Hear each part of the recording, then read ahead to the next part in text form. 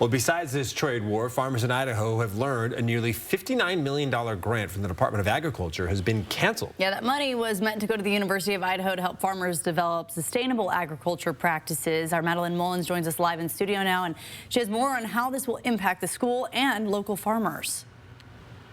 This grant was the largest grant in University of Idaho history and funded the university's Innovative Agriculture and Marketing Partnership Project. University officials say that by terminating the grant, the program will be shut down before it even gets going.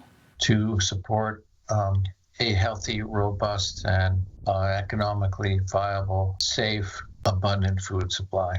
That is what the University of Idaho says its IAMP program would have done by working with over 200 producers in 34 counties across the state. Subsidizing and incentivizing farmers to implement so-called climate-smart practices on their farms. The IAMP program started back in 2023, and applications opened back in August. However, very few producers were able to get started before the USDA announced the program and the grant would be terminated.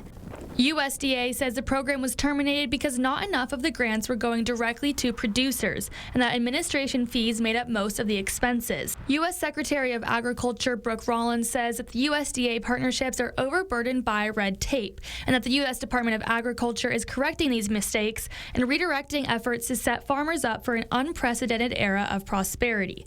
However, University of Idaho says over 50% of its grants went directly to producers. North of $30 million for direct payments to producers. And that the other money spent was for research and marketing, things that benefited the farmers as well.